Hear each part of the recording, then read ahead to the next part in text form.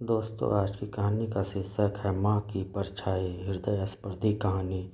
सुबह का वक्त था। सूरज की लाल किरणें दिन की शुरुआत कर रही थी। हरे भरे पेड़ों पर पंछी मीठे सुर में गुनगुना रहे थे।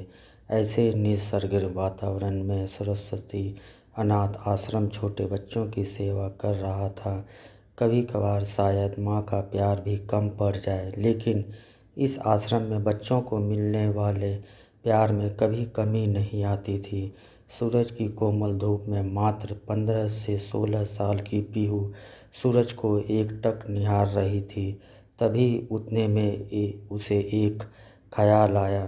सूरज जैसे जैसे ढलता जाता, वैसे वैसे परछाइयों को पीछे छोड़ता जाता है, और पीछे छूटी हताश परछाई फिर से उगते सूरज की राह देखते हुए रोती रहती है। इस विचार से पीहू का मन भर आया और उसे अपनी माँ की याद आई।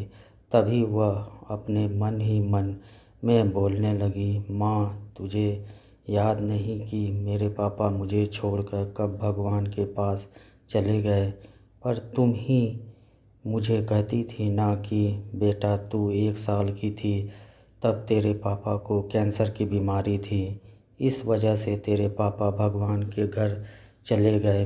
लेकिन तकदीर की लड़ाई में मैंने हार नहीं मानी।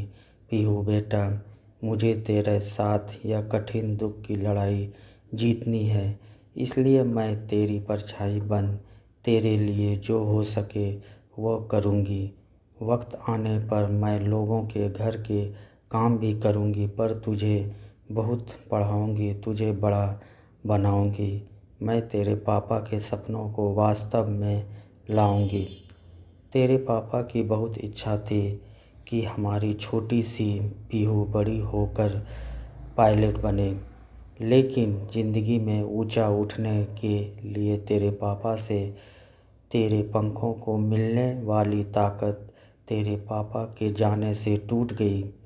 लेकिन माँ, इतने बड़े दुख के रेगिस्तान में मैं सुख की परछाई ढूंढ रही थी। मेरे इन पंखों को बल देती माँ।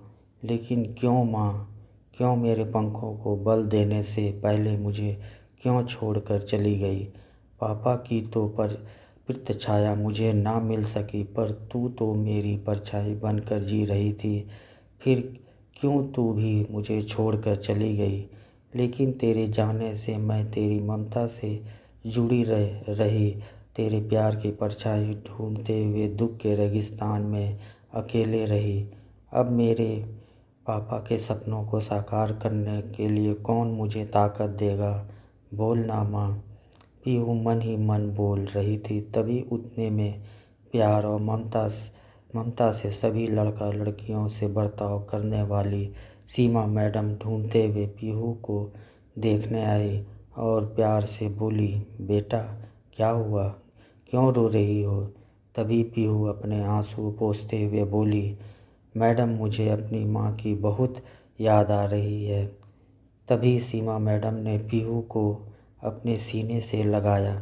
वह बोली, देखो पीहू बेटा, ऐसा नहीं रोते। मुझे पता था तुम्हारी माँ तुम्हारे लिए प्यार और ममता की परछाई थी, लेकिन उसे भी भगवान ने ले लिया। पीहू, जिंदगी और मौत किसी के बस में नहीं होती है। पीहू सीमा मैडम के तरफ देखते हुए बोली, मैडम, भगवान भी कितने कठोर दिल के होते हैं। जब मैं छोटी थी तब मेरे पापा कैंसर की बीमारी से चले गए, और अभी कोरोना के काल में मेरी माँ की बेस्ट फ्रेंड रमा आंटी एक दिन के लिए हमारे घर आई। तभी माँ को कोरोना हो गया और मेरी माँ गुजर गई। वह मुझे छोड़कर चली गई। मेरे जीवन में परछाई बनकर रहने वाली मेरी माँ मुझे अब दिखाई ही नहीं देती। पीहू की यह अवस्था देखकर सीमा मैडम की आंखें भर आई। फिर भी सीमा मैडम पीहू को दुख भरे स्वर में बोली, यह देखो पीहू बेटा, जिस टाइम तेरे गांव के सरपंच ने तुम्हें इस आश्रम में लाया, तब उन्होंने तुम्हारी ज़िंदगी के सब कर्म कहानी बताई थी। इस कारण मैं तुम्हें अकेले नहीं छोड़ती हूँ, लेकिन इसके आगे मैं तुम्हारी माँ बनकर, तुम्हारी परछाई बनकर ज़िंदगी जीना चाहती हूँ। ऐसे बोलकर सीमा मैडम ने पीहू को अपने बाहों में भर लिया और रोने लगी। सीमा मैडम को सीने से लगाकर पीहू ऐसा लगा जैसे उसकी माँ की खोई हुई परछाई सीमा मैडम के रूप में फिर से उसके साथ देने आ गई। दोस्तों, अगर ये कहानी आपको अच्छी लगी हो तो प्लीज़ लाइक करें, कमेंट करें और शेयर करें। अगर आप इस चैनल पे नए हैं तो प्लीज़ इस चैनल को सब्सक्राइब करें। धन्यवाद।